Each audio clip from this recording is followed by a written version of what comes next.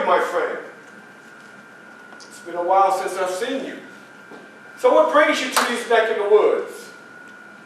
Well, my good friend Fred, I come because I want to take out, if you will, the slave owners.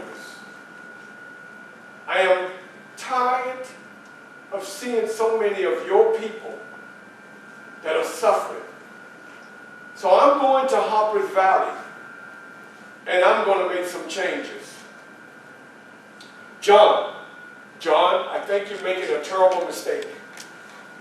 I think you need to bypass on this, because I got a feeling you're not going to make it through.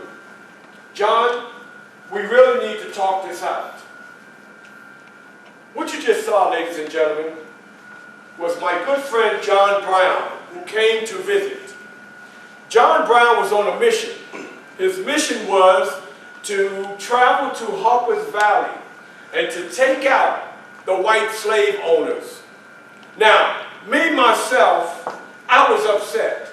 No, not upset at the fact that John was going to take out the white slave owners, but I was upset that he was a white man that was about to go and do what we as blacks should have done.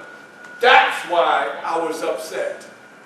However, John stayed at my home for 3 weeks. And I told John, I said, John, you can stay for free. But John insisted on charging. He said, no, Fred, I must pay you for this shelter. So it went on record that I charged John to stay in my home for 3 weeks. I charged him a mere $3 a week. John and my baby girl at the time, Rosetta, who was my oldest girl, they got along fine. Now, I don't see how, because the whole time John was there, he really got on my nerves. Because all he talked about during his whole 3 weeks was going to Harper's Valley and what he was going to do to the slave owners.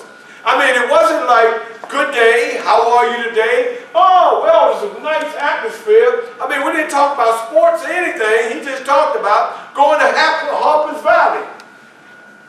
I even had distinguished guests that I had to come over because I wanted John to meet that guest. He ran them away. However, I guess for him, the good part of it is that they ran away, but they left their money with John. Because that was the whole essence of the visits. How can I raise funds for John to go to Harper's Valley? And a lot of those friends of mine left bored, angry, but somehow he got them to leave their money. Well, as time was narrowing down, the 3 weeks were coming to an end. John had left, and I had no knowledge of his departure. But next thing I know, there was a young man that came to the house, and he asked me, or better yet, told me that John wanted to meet with me. And I said, where? He said, believe it or not, because at this time I lived in Rochester, New York, and believe it or not, he wanted to meet with me at Niagara Falls. So I made way up to Niagara Falls, where I saw him sitting on the edge with a fishing pole and a cap. And I said, that's peculiar. But he wasn't catching any fish. Ma'am, it was a ploy. So when I finally got the chance to talk to John, I said, John, what are you doing? You don't look, explain. He said, well, Fred, I changed my name. John, yes, but instead of Brown, how about Smith? I said, what's the name? What goes into this? He says, well, just in case they were looking for me, and if they come to capture me, instead of John Brown, now they got my picture, but instead of John Brown, I go as John Smith. He also had a black man with him, Mr. Shields. I call him Mr. Shields. So, John and I were talking, and I'm like, John, do you really want to go and do this? I see death ahead. I see torture, your torture. At this time, John Brown comes to me and he hugs me tight and he whispers in my ear, he said, "Fred, I must go. This is something that is embedded in my heart and I must see this through." So after he says that, he hugs me very tight and then he lets go. But before he lets go, he holds on to my arms and he looks me dead in my eyes and he says, "Frederick, I must go now." And he turned away, he released me, and he turned away and he walked. And there was Shields Green. And I walked over to Shields Green. I said, "Shields Green, please don't go. Please don't go. What are you doing?" And all he did, he just looked at me in my eyes and he says, "Mr. Douglas, I must go with the old man." They walked off into the sunset, never to be seen again, until the word came that my good friend John Brown had been captured and killed. Unlike today, if you are a murderer,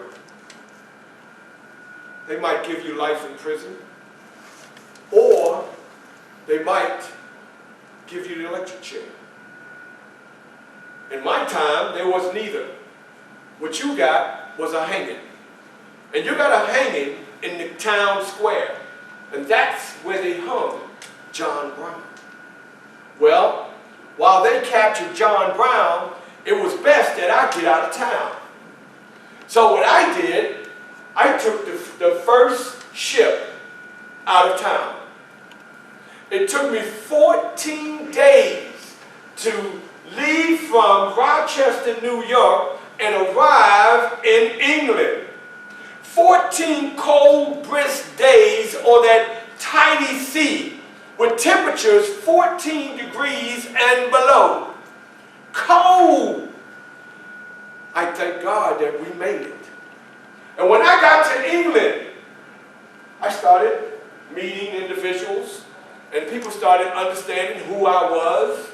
And not only that, I started speaking. I started speaking to full houses. I started speaking to full arenas. I started speaking to full cathedrals and full amphitheaters, if you will, about what was going on and what was taking place here in America, here in the South. And I remember I was at a social with some good friends of mine. Miss Richardson, Miss Canton, Mr. O'Donnell, just to name a few of the great people that I met while during my stay. At this social, hamming it up, if you will, with a nice taste of white wine in my hand, Miss Richardson, she comes to me and she says, "Frederick, I have some good news for you." And I said, "Oh?" She says, "We sent $750 to your master back in America. You're now a free man." As soon as she said, "free man," it was like my eardrums had just been turned up because it went from, "You are now a free man." That's what I heard. Free man sounded off. And I went into this deep concentration. A free man. I am a free man. So quite naturally, I had to take a sip. The sip was so that it could resonate through me, that I was a free man. So Ms. Richardson, she interrupted my thoughts and she said, "Frederick, you don't have to go back to America. You don't have to go back to that torture. You can stay here and we'll send for your family.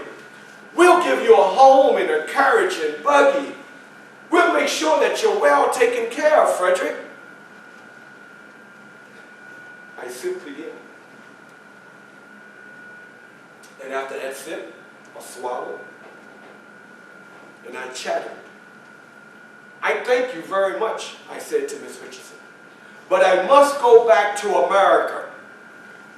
My family's there, and there's other black slaves that are there that I must go and stand for and fight for. And Miss Richardson said, but you really don't have to. I nodded and I said, thank you, but I must. There were two reasons that I left to come back to America. Of course, I'm free now. Number two, I had to come back and continue the fight. And I didn't mention number three. Number three, because my baby girl Annie had died. Now I made my way back to America, but I didn't make my way back on a regular route that could get me captured. I went a roundabout way. Instead of 14 days to get here, it might have took me another 5 or 6 days to get here. And before anyone knew that I was back in the States, are you ready for this?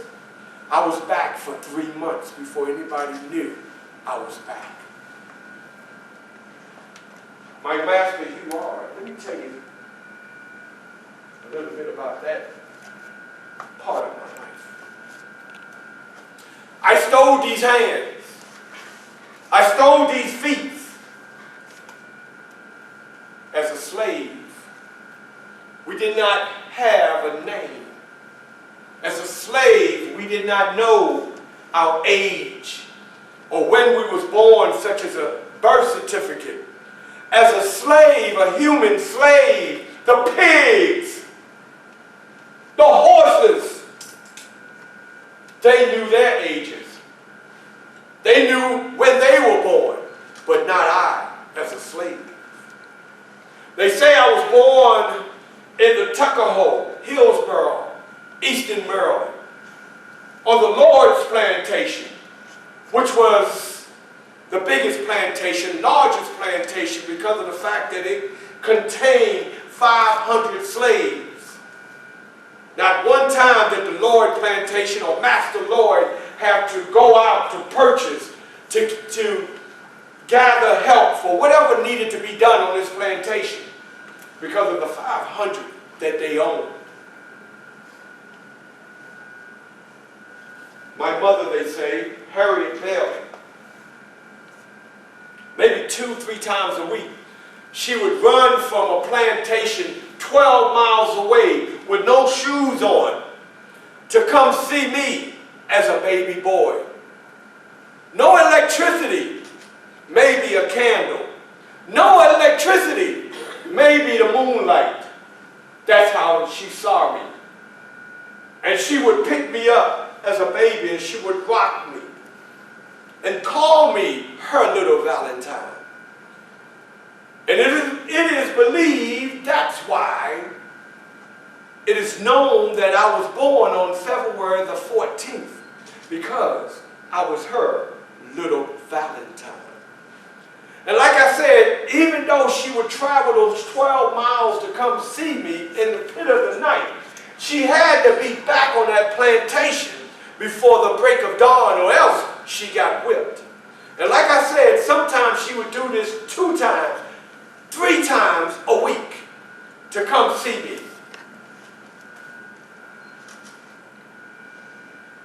My mother, Betty Bailey. My grandmother. Now, my grandmother, she took care of my master's family. She took care of my master as well. My grandmother, I became very fond of her, and we became very close with each other. She was like all I had, my grandmother, Betty Bailey.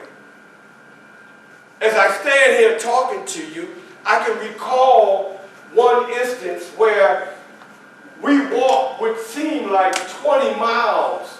Sometimes she would hold me by the hand. Sometimes she would pick me up and carry me. And sometimes I would ride on her back those 20 miles to another plantation, not knowing what was awaiting me, not her, but me at this plantation. There was a young lady by the name of Aunt Stacy. For some reason, I felt she had it in for me because every time I turned around, she was spanking me for no reason at all. When other kids were fed, I was fed the leftovers. This particular time that we went together, my grandmother, she says, "Freddie, go play." They called me Freddie. "Go play, go play." And I was like, "No, Grandma, I want to stay with you. Go play, Freddie." Well, eventually I went outside, and when I went outside, I didn't want to be bothered with no one, so I just stood out there. And this is when I had my first encounter with my brother and my two sisters, biologically. My brother comes over and he says, "Freddie, come play with us." And I'm like, "No, leave me alone. I don't want to play. Leave me alone. I want my grandmother." Not knowing that we both, all three of us, had the same grandmother. As far as I'm concerned, she was my grandmother alone.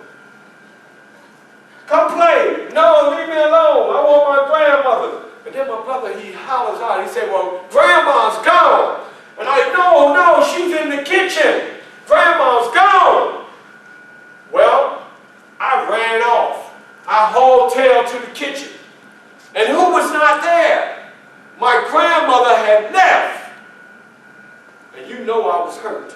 So I ran back outside and I got in my corner and I just stood there and I just cried. And I cried and I cried, which seemed like forever, because my grandmother was gone.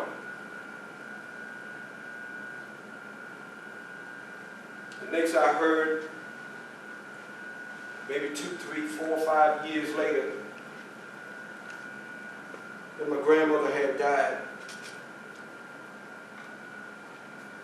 Before she died, as she grew older and grew weak, they put her out in the cabin by herself. And when she died, there was no casket, there was no funeral.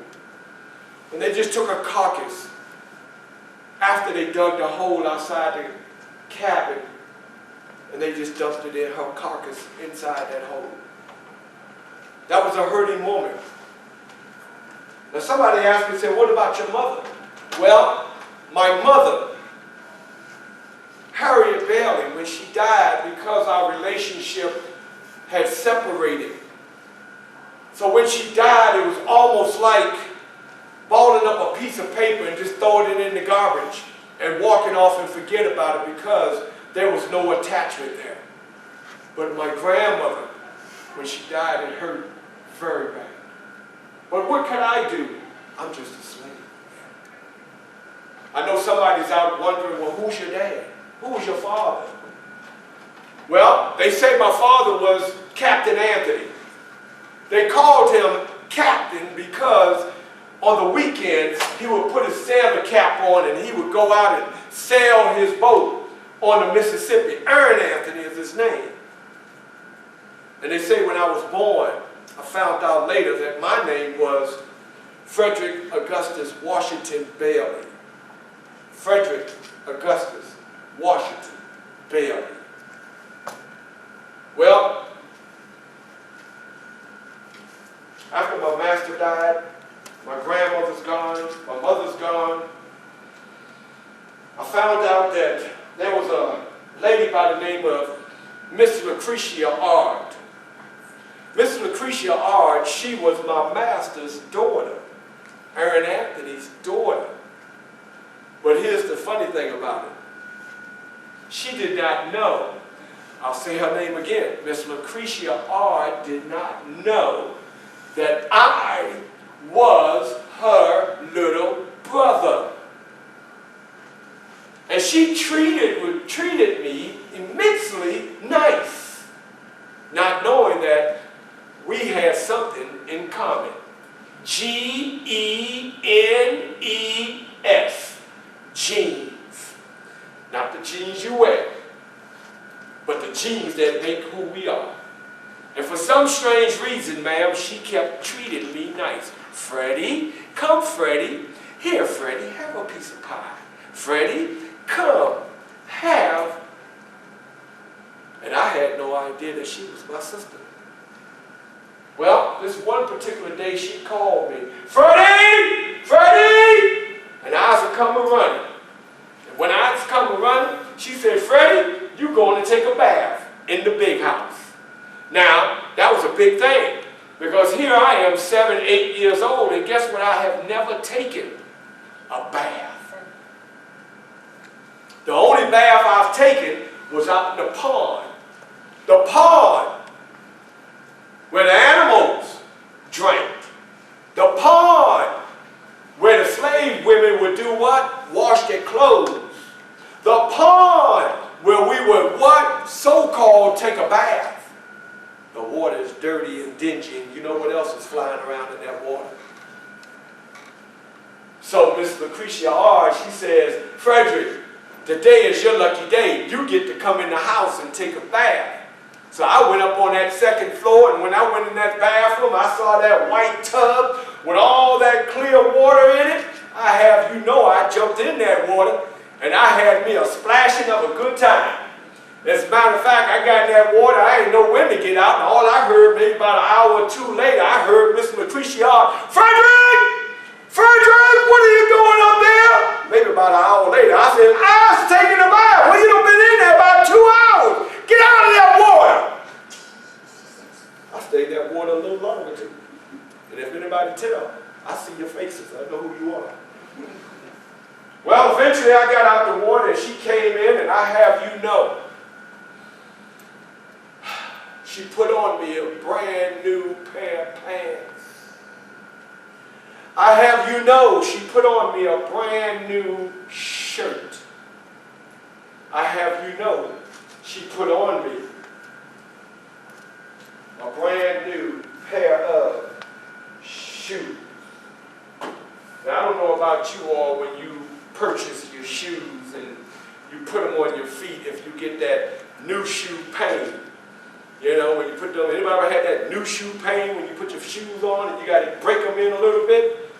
Well, it took me a little longer than normal because of the fact that the bottom of my feet were all cracked up, so cracked up you could take a pin and you could put it in between the cracks of my feet.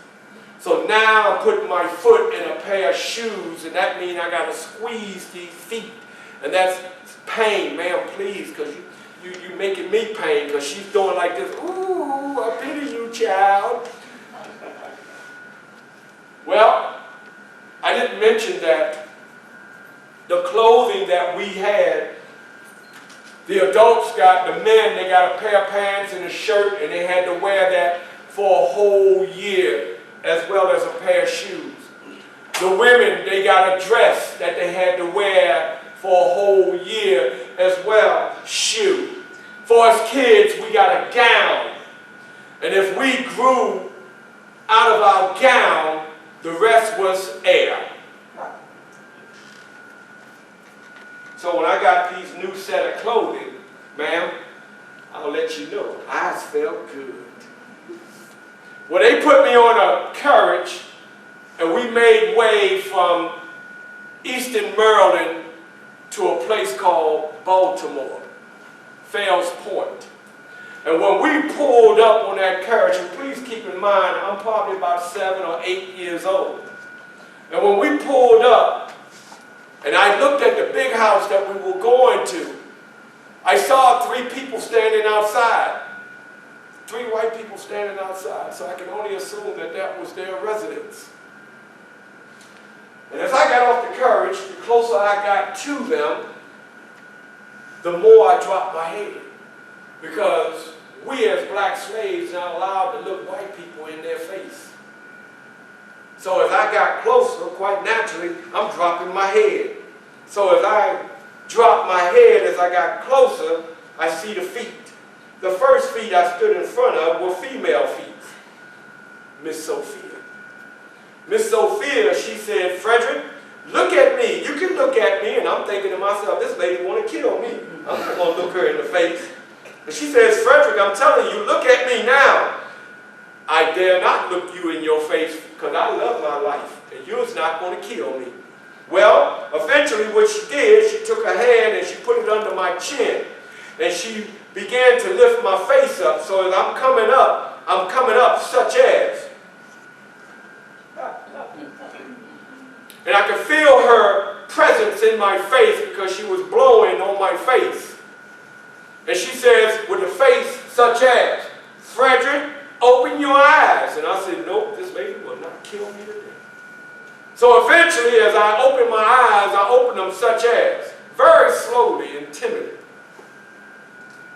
And as I look at her, all I see is big blue eyes looking me in my eyes. As I see the rosy red cheeks and a long layer of white teeth. And she says to me, "Hi, Frederick, welcome home." And I, "Yes, ma'am." She said, "This is your home." I said, "Yes, ma'am." So she moves to the side, and her husband, Master Heward, steps in. And when he steps in, ma'am, I kindly bow my head with the quickness. And he says, "Frederick, now you're here to take care of Tommy," who was standing there.